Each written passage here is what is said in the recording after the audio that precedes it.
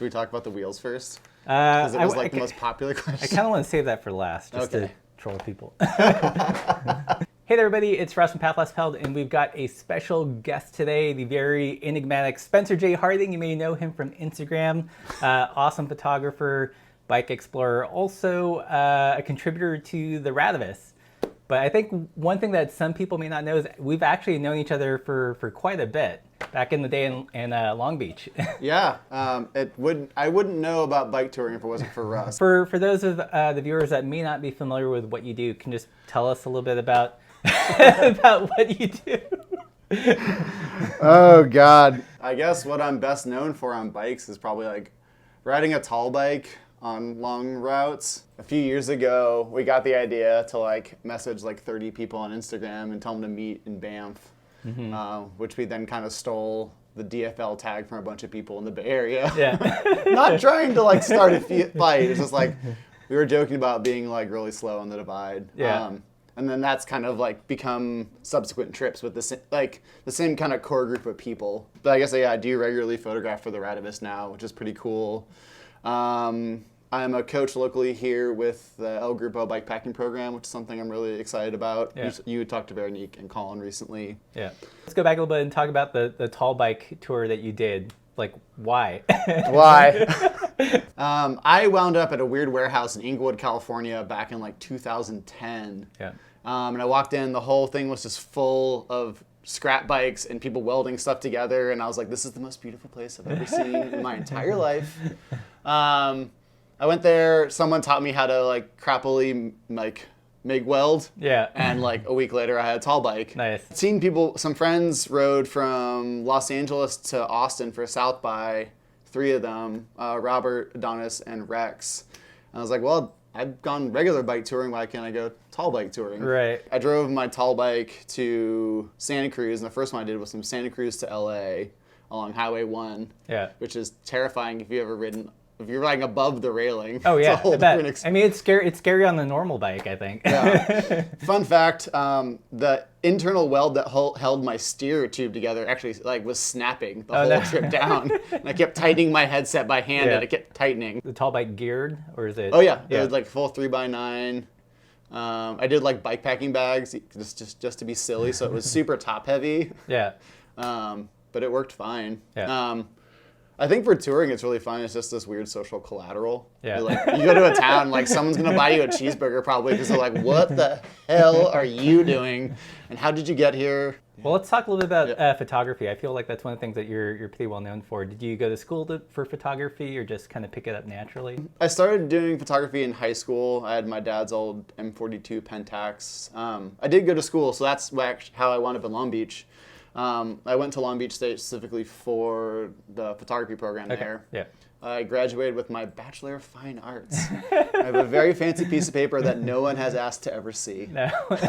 I get asked all the time. They're like, where's your creative writing degree? Yeah, I remember when we first started touring, like the level of photography in the bike touring space was not very good. And now it's almost like crazy guy on a bike. Like, yeah. You saw like little flip phone photos. Yeah, some 1980s style or 1990s style website and like some really crappy photos. But now it's like the photography and bike touring, bikepacking, or just cycling in general, like the level of quality is just amazing. Changed. I mean, like my first bike tours, I brought a Hasselblad. Yeah. Because I was like really into medium format photography, and I took like 30 photos. Well, I think one thing that's cool is that the camera technology since 2009 has like changed dramatically. Everything's mostly digital. Mirrorless is a thing. What kind of cameras do you like to shoot with when you go on tour? Probably anything that anyone's seen from me has been from. I have a Nikon D600, which is, oh God, like 8 or 9 years old now. It's a classic camera. It's a classic camera, yeah. It's vintage digital.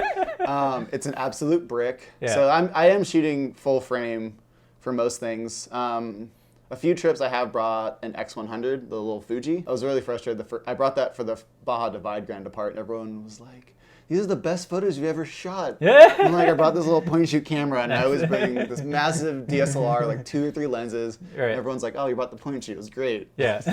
How do you usually carry your camera gear on tour? Do you use like a hip bag, or you stick it in like a handlebar roll, or? I've got one of those old porcelain rocket DSLR slingers. Oh, okay. Yeah. I got, I think, one of the first of those batches. So I was talking with Scott a lot at the time. So that's been on every single tour I've gone on. And I used that and Kyle from Outer Shell's camera strap, which has kind of like a messenger bag attachment. Right. I've had a few iterations of that. So it's like handlebar, easy pull out. Right. And then if you're going to keep it on your back, you just throw it over and clip it and you can ride. Right. And it won't like swing in front of you and hit your handlebars. Right. So some combination of those. The X100 will sometimes live in a fanny pack. Yeah. I killed one of those last summer in a handlebar roll.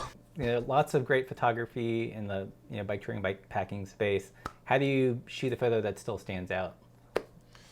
Ooh. What has to happen in the scene for you to be like, oh, that's photo worthy? I've always been a terrible director when it comes to photography. Yeah. I definitely don't like to be like, you go here. I mean, occasionally be like, that's a sweet road. Like, I can always tell my buddy Kurt, like, go do a skid there and it's going to be awesome. Right. I always try and talk to people about like their voice in photography or like what they're showing or what they have access to. I think it's impressing upon photographers to have better content and have like a better, like anyone can shoot a pretty photo of someone like at a sunset, but like, is that person, what's going on? Like, is that person interesting? What's the context? Like, what do you have access to? So I think I've had amazing luck having access to like a beautiful group of humans. Right. That makes my job as a photographer really easy. So it's like an interesting subject, but also like some kind of other Well, like narrative. I think it's like creating a space. Like when I was like setting up these tours with like 20 people, it's like I'm inviting all these people that I like really care about that I know are going to be really fun. Right. And I'm not going to have to tell them to do something cool because it's just going to happen. Right. So I think there's so much that happens with like you're setting yourself up to have something interesting happen as opposed to like forcing it to happen or trying to like coordinate it. I worked a number of years as a freelance photographer, and there was definitely a balance between the decisive moment, like waiting for something to happen, but also having to walk away from a project or shoot with a shot. So there was a little bit of guiding the action or anticipating, and just so you didn't come away empty-handed. Yeah, especially with some of the more like the stuff I've been shooting recently, like say the Tour Divide. It's like you couldn't direct anything, but you definitely had to get something, and it's like you're like on pins and needles waiting for this moment. Yeah. So let's talk about that really quickly. Ooh. You were part of the crew that was filming the Tour Divide. How'd that project come about? Who was on the crew, and like what was your role in that? So Lael and Rue had been planning to do a large-scale project for Pearl Izumi for a long time. It kind of came down to the Tour Divide. So Rue had been planning this for probably well over a year. And planning that, like if you watch any of the old stuff that Rue shot, like the French Divide, she was doing photo, she was doing video, she was driving, she did all of it. Right. Rue is the real deal, y'all. So in the process of doing that, I think she realized that it would be for like such an extended like 2 to 3 week project, she was going to need help. So she reached out to me to help with the photography aspect. To back her up on video, she invited Jay Ritchie, who's really awesome on like drone and gimbal. Right. So our roles were kind of like I did a lot of I helped with like the driving logistics because I'd ridden a good portion of the northern part of that route. Right. And photography. And then Rue was handling like just pretty much everything, shooting photos, shooting video at the same time. Right. And then Jay was specifically handling drone and gimbal shots and occasionally catching some other static video stuff. What was logistics like trying to set up a shot before the riders came and all that stuff? Nightmare. Nightmare. They got kind of crazy because a lot of the passes were really remote. Yeah. So when we thought we were going to run out of service, we'd screenshot track leaders to see where they kind of were and guess how fast they were going. Right. And then we'd have to drive like another hour, sit there, and then like line up a shot and the light would change and you have to move. And the light would change, you have to move. And as soon as you change for the third time, they'd come around a corner and it'd be gone. Because you'd be waiting and you don't know if they like stop for a snack or stop to sleep or... Right. And definitely not a situation where it could be like, hey, can you stop and do that again one more time? Let me get a different angle. God, no. Oh, how many times I wished I could have been like, just one more time. Just roll it again. Bikes at all for the shoot to get to certain locations, or was it mostly from the vehicle? Well, we were all crammed in a little Subaru Outback. Specialized lent us. We were supposed to get like hybrid e-bikes, but they were using those for a shoot, so we got like full enduro downhill electric bikes, which were awesome. Our goal was to stay off of the actual route with the vehicle as much as possible. Yeah. Because like if we were driving, we tried to go with the same way as the race because we didn't want to be driving the wrong way on like an uphill with like a racer coming downhill if we didn't know where they were. The bikes were instrumental because we could park the car like at like an intersection of the route, and then two of us could go ride off For sure. and get far. And like especially for if you watch any of the gimbal shots that Jay got, like he's able to ride like 20 miles an hour, like holding a gimbal. Like the problem is if you've ridden e-bikes, you know they cut out at 20. So if someone's riding 21, all of a sudden you're pedaling with a camera, one-handed, and your bike cuts out and you're pedaling a 60-pound e-bike. Trying to go 21 miles an hour. So that was instrumental in us being able to ride certain sections that you either couldn't drive a car in, like single track in Colorado and Montana. And allow us to have a much smaller footprint on the actual race course, because like if you've ever ridden on a road, you don't like a car just hanging out behind you. Yeah, for sure. So you've been on the Divide a couple times. Do you have a favorite section that you would recommend for people to ride? You go over Red Gap Pass. And it's like one of the few single track sections on that route. That's just incredible. And we were able to like chase Hill up it and get like drone footage and like a gimbal of her riding the single track, and it was incredible. That's a section I will always like go back and ride, just that pass. Like Clearwater Lake is incredible. It's just a little hike down, and that's like a big road climb up to the top, and you can see the Mission Mountains across from you, and then you just do this like incredible single track and this little water bank, so you're hitting little jumps the whole way down. That's just incredible. I will always ride that section when I'm in Montana. So well, I'm going to jump to some of the few questions that people asked. All right. Stellar Minnesota MN asks, what off-standard steps have you taken to live your dreamy Instagram existence? Oh man, I lived in a closet in LA for like 3 years. I then moved from my closet to a small trailer, like a camper, like a 16-foot camper trailer. So there have been sacrifices. It's not just like it's not just rainbows and unicorns. I mean, I really enjoyed those spaces. I like living in small spaces, and those all worked for me. But those afforded me a much cheaper rent in expensive cities like LA and Oakland, which thus allowed me to focus more on traveling. I also used to work full-time as a tour guide. So I'd be flying to like Utah for 2 weeks, and then I'd be like, well, I'll just stay for another extra week and go mob around Moab or Utah. So I was constantly traveling, and that kind of, if I was close enough, I would drive, and work would pay for my gas to get there. I'd work for 2 weeks, then have a week or two off and go home. So that allowed me to kind of like fund more small travel trips and be in places that I'd want to be in the right season for work, and then take a week off. And I was living in warehouses and like alternative spaces, and it just became very comfortable with living in like not your typical space, and that allowed me a little more financial freedom in that regard. So there's kind of a trade-off for the suburban dream versus travel and. I mean, and I bought a house now. Now I own the house. Sell out. I now own the house with the trailer in the yard. Nice. I'm just not living in the trailer. So yeah, the tables have turned. Now you're the trailer landlord. Oh god, I am.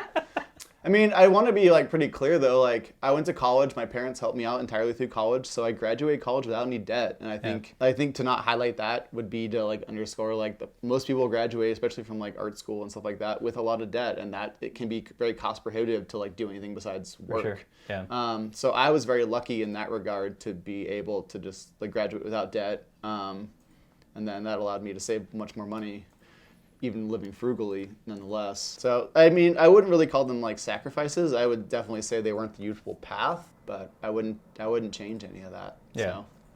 I mean, I think it's all a trade-off. Like Laura and I did something similar. Like we basically lived like below the poverty line the whole entire time we traveled, you know, just to help facilitate the travel. Now we've kind of acquired all the stuff again, but you know, it's life cycles. Yeah, I mean, I think there's a reality. I think, like, I go on trips now. Like, recently I went to a friend's wedding in Costa Rica, and I was like, oh, I had on like 5 days. I'll just like go run or walk around. And like 2 days in, I was like, I'm ready to go home. I am so ready to be home again. So those things change. I don't think being on the road perpetually is realistic for me, or, I mean, some people I'm sure it is, but. I think it takes a very special type to be continuously moving. Like for us, I mean, not only was it like physically exhausting, but you know, emotionally, because you're always having to negotiate like where you're going to stay that night. You get to meet lots of cool people, but you also say, you know, goodbye to lots of cool people. So there's kind of like this aggregate emotional toll over time. Yeah. No, that's like totally real. And I feel like it's really nice too to like sit back, like as anyone who's traveled, you've like stayed on people's couches. For sure. Like I think there's a time and a place where you become the person with the couch. Right. So that's why I'm like, when we moved here, I told my partner, I was like you don't understand how many people are going to come visit. Yeah, you're just repaying like a karmic debt. Yeah, so like the couch is always open. We have a trailer in the front yard. If you're coming through Tucson, say hey. If I've slept on your couch, please come visit. I'll make you breakfast and coffee. But yeah, I think that it's cyclical. Like you're gonna travel sometimes and you're gonna stay home. But I think it's important to eventually sometimes sit still and be a part of that community that can then support people that are still walking around, and like coming here and being a part of a group and being like, okay, I want to teach someone else how to do this weird thing where I strap on my camera gear to my bike. Yeah. And that's been really rewarding. And I couldn't do that if I was traveling. So someone asked a question about biketivism was his word for it, but kind of like the idea of incorporating some kind of advocacy or just more awareness with like bike travel. Why do you think that's important? Like we've seen lots of interesting cases recently, like for example, Land Run 100, changing their name to Mid-South because of whatever its ramifications. Do you think that's important, and like why now? Absolutely. The Mid-South thing is kind of a funny thing because actually on that Oregon Outback ride, I met Bobby. It was like some dude I met like kind of drunk on a train who seemed really cool. And I was like, people were like, oh, well, is he going to change his name? I'm like, no, Bobby's a good dude. Yeah. And, like defending this guy you met on a train, like hoping he's going to do like this, like the right thing. Yeah. And when I saw the change, I was like, okay, cool. Like it's really hard to get like called out and then like call it back in. Right, for sure. I mean, I've had that happen to me on articles and things that I've done. So I think the consciousness and being able to take those criticisms and then turn around and be like humble about them and then change things and not like fight back, be like, well, I've done this or this too. It's like, right, that's great, but that doesn't change what happened. So I'm really excited with what I've seen, like the precedent that at least Bobby has set with that. Mm-hmm. I'm also really stoked on like the work that bikepacking routes is doing, Yeah, and that's kind of like Kurt's idea of like, we're going to make cool bike routes and then we're going to give you this like 100-page document about what's actually going on here is fucking rad. Yeah.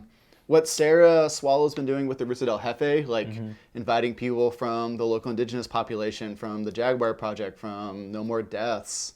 Like when you watch that video about the first race, like there's like 4 shots of bikes. Right. And there's people talking about like the shit that's going on down here, and it's really real. The idea of like tricking people, so to speak, into activism, or at least making them aware of it by like throwing something they'll come to like a bike race, right, is awesome. Like more of that. Like please, please more of that. I feel like I could be doing more, and there's a lot of people doing a lot of heavy lifting right now from those, maybe the word's not marginalized, but like, minority groups within the cycling community, trying to be better about calling that stuff out when I see it as someone who's kind of like from the majority of that, to kind of lift that load. But we could all be doing more, and I'm glad to see that more people are getting interested in that and becoming aware. Let's talk a little bit about your work on the Radavist. How did you first start shooting for John? So I think the first thing that John posted, I did the Idaho Hot Springs route, and I think I just posted some of the photos on Facebook. Right. And John saw them, and I think linked them to like a Flickr album. Mm-hmm.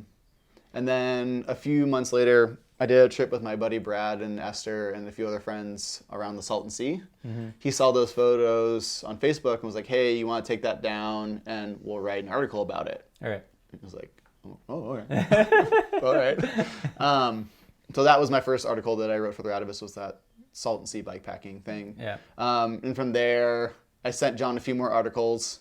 So it just kind of grew organically. So that photo, I posted the photo trying to elicit questions. That was a trip write-up that was on the Radavist, right? The one that one hasn't been up yet. Oh, that one's up. Okay. Yeah. Can you talk about that one? Yeah, sure. So that was with Four Corners Guides. It's like they're doing some kind of test trips right now to set up. So that's Lizzie Scully and Steve Doom Fastbinder, Republic of Doom, if you've watched any of his crazy things. So what we did is we drove out to Kayenta, which is on the Navajo Nation near Monument Valley. We pack rafted down the San Juan River. When you get to your takeout point, you have to like walk your raft and bike like maybe like 1,000 feet. Yeah. And then this 25-foot cliff. And Steve's like, oh yeah, there's like a little like canyon. We'll just fireman bucket all of our stuff up. You're right. So your bikes are already apart because you had your wheels off to be on the raft. Right. So that photo was of me like carrying my bike to camp after we'd like hoisted all of our bikes and wheels and rafts and backpacks up this narrow little canyon up a cliff. Right. So I had wheels. I was going to ride my bike like the next morning. But in that moment, I was just carrying it to lay it down to put it back together. I think it's a cool model. I love like kind of multi-sport things because I feel like, as individuals, you may be really passionate about one activity, but that doesn't mean that's the only thing you do. Yeah. So incorporating things like rafting or, in my case, like fishing and all this other stuff.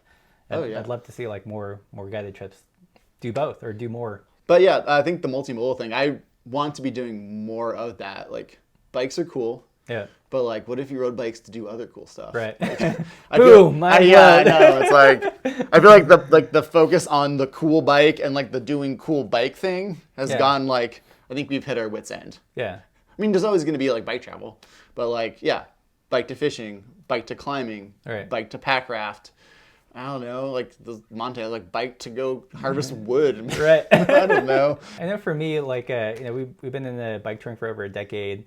And first couple of years, just the act of traveling by bike was enough. Yeah. But then, in some ways, you do it long enough, it feels like a commute, and you have to start to incorporate other things, like either interesting destinations or learn more about the history or another activity just to keep it fresh. Yeah, I think so. And it's like, can you talk about like making interesting content as well? Like, okay, like, what's an angle that someone hasn't taken on like a bike tour? Right. Like incorporating the history or something like that, or bike fishing. Like, everyone's ridden the Oregon Outback, but who's ridden with a fly rod? Right. The tall bike thing wore off pretty quick. And so now it's like, okay, I have to actually make something interesting now. Right. Mm-hmm. I know like Eric Matthews out at Mid-South, speaking of that, like he's biking around with his old like a medium format camera or something. Yeah, and he's making his own, developing his own film. He makes his own lenses out of like dollar bills, and he's crazy and awesome. But he's like going around photographing like people who have farms and stuff from the actual land run and like incorporating that history as a part of it. Right. And so I guess to maybe like understand that better. But like he's doing he did a really interesting trip. He rode actually to Tucson on the Butterfield Stagecoach route, right when we first moved to Tucson. But he was stopping and talking to border agents. He stopped on the reservation and talked to like native skateboarders. Mm-hmm. And he just had like so many cool stories from like a week and a half. But I feel like he's a really good example of like, I'm going to take this weird thing where I make my own lenses and then I'm going to go ride my bike really far. And I feel like biking is the means, but not like the end. The end is the photograph, like, and the stories, and he's getting some really amazing stuff. And that makes me want to like think more about like riding out bike touring and just getting a photo of a cool sunset and a skid. Right.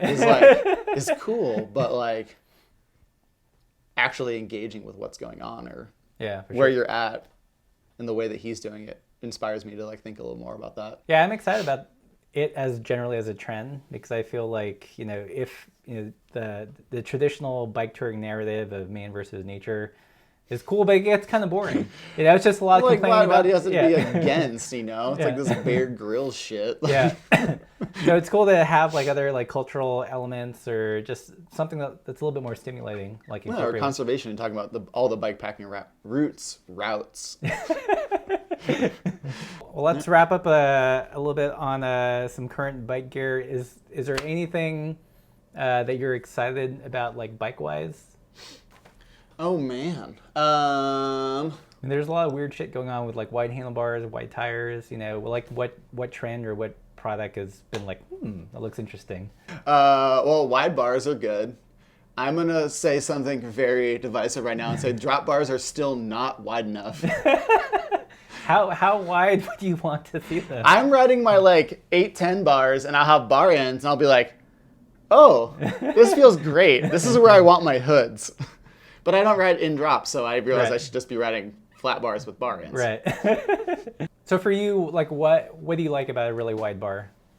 I have big shoulders. It just feels comfortable. I have some of those Sklar Bull Moose bars, which he was so nice to send to me after I convinced him to come to Tucson for the winter. Yeah. Instead of the Bay Area. And those are 880. uncut. And he was like, you have to cut them down. I was like, no, this is awesome. But I'm finding now I rode the Palm Springs Epic last weekend and it got like thrown off the trail a few times because I didn't want to like knuckle punch a cactus or go off a cliff. And I was like, oh, I guess I'm going off the cliff. So you're stoked on wide bars? Stoked on wide bars. Wide drop bars if you have to ride drop bars. That's awesome. Like I can't imagine riding anything smaller than like a 52. Yeah. What 1x or 2x? Do you have a preference? 1x. Yeah. I don't ever want to set up a front derailleur ever again. I just set up a triple front derailleur a few weeks ago at work, and it was an absolute nightmare. Don't do that to your mechanics, everyone out there. Everyone, bring all your triples to transit on Thursday. So I think 1x is incredible. Wide cassettes are awesome. But I guess we're seeing like a shift back to like aero gravel bikes. I'm like, no. Yeah. We just have fun on bikes and go I kind know. of fast. So here's a question. Yeah. Timely one. Okay, sometimes it feels like we're living in the end times. If you were to build a bike for the apocalypse, what would it look like? Oh, the bike I have in the driveway. Yeah. I wouldn't get rid of it. It's my favorite bike. It's like a 1983 Fuji with a crust Clydesdale fork. Okay, so you got like, what's on, I can't see, is it like just a milk basket in the front? Yeah, just a milk crate from behind Radavist. I've been thinking deeply about this. I'm like, Oh, okay. you know what I really want? What's that? Box components. Oh, yeah. Please send QEP your 9-speed group. That's what I've been thinking too. Because like in the apocalypse, you know, your fancy, you're fancy 11 and 12 speed, you know, isn't gonna. In the apocalypse, you're going to be riding a beach cruiser. Right. Like, let's be real here. It's like not like Mad Max where you're going to be driving like fancy cars. It's like, no, everyone's going to be riding that crappy beach cruiser that's rusted. Or a Magna that you just picked up from Walmart. Yeah, no, like we're all destined to like Walmart bikes forever and ever. Like we're not going to have cool like motorcycles and semis. No. Enjoy while it lasts. Yeah. Yeah, so I get wide bars, 9-speed. You know what I really, really want that I'll never be able to afford? I want one of those like wireless droppers, the Axis droppers. I want a dropper that costs more than my bike. Nice. Because I've set up so many of those Transax droppers on Gorilla Monsoons. Yeah. And like snipping the cable within like a millimeter. Yeah. I never want to do it again. I'm like, just press a button. So do I need to say what my favorite supple tire is? Yeah. What Make tire? the dynamic choice. I don't know. I haven't ridden it. That's all I have. For people that want to see more of your photography or follow your adventures, where's the best place to go? I guess Instagram or the Radavist. Just type in Spencer J. Harding or Spencer Harding. I'll pop up. Yeah. Or if you want a really fun adventure, Google me and then see what other weird projects I've worked on in the past that are not bike related. Cool. Well, thanks for joining us on the YouTube channel. I hope you guys like this content. Be sure to like, share, subscribe, all that good stuff. And as always, keep the supple side down.